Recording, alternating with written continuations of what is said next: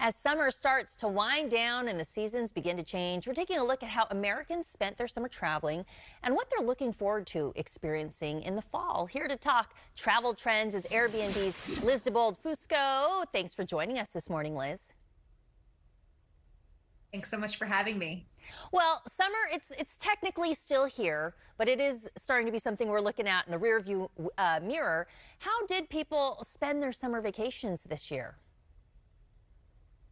Yeah, to kick off this summer, we shared how after a year of isolation, consumers were eager to travel again. And, we saw they were traveling again, largely seeking quality time with their loved ones. We saw families that were flocking to remote destinations from the big cities. One of the biggest trends that we saw was what we called the Great Escape to Rurals, with destinations near national and state parks among the top places to stay. This has created a lot of opportunities for our host community.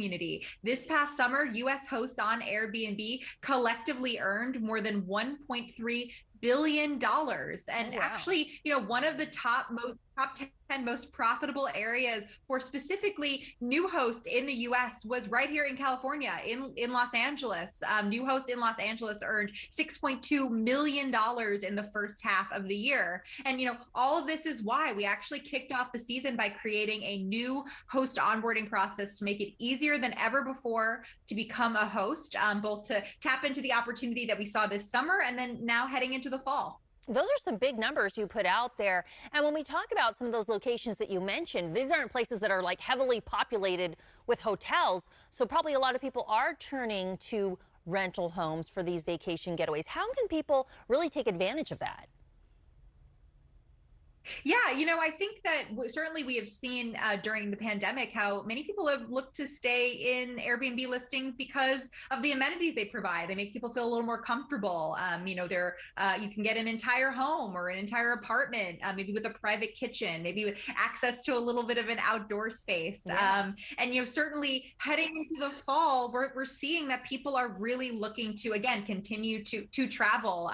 We're seeing that people are largely looking to plan long stays as remote working makes that possible. Yeah, heading into the fall, longer stays are actually up 70% from 2019 to 2021. And we're also seeing that actually people are returning to large and mid-sized cities. We Okay. talked about how during the summer, rural destinations were popular. Now people are looking to go to urban areas.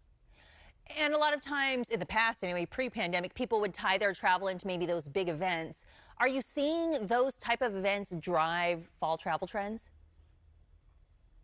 Yeah, we are seeing that a lot of our top trending destinations for Labor Day weekend and for the fall are cities that are going to be welcoming back big events like sporting events and music festivals. A couple that we've been seeing that have actually driven an uptick in searches for accommodations in their local area are the Made in America Festival in Philadelphia, which is coming up this weekend, Astroworld in Houston, the Ryder Cup in Wisconsin. And, that's good news, obviously, for local hosts, gives them the opportunity to earn income by opening up their Absolutely. home to the influx of guests, but also really, really great for local economies, right? People are coming in locally and are spending their money locally.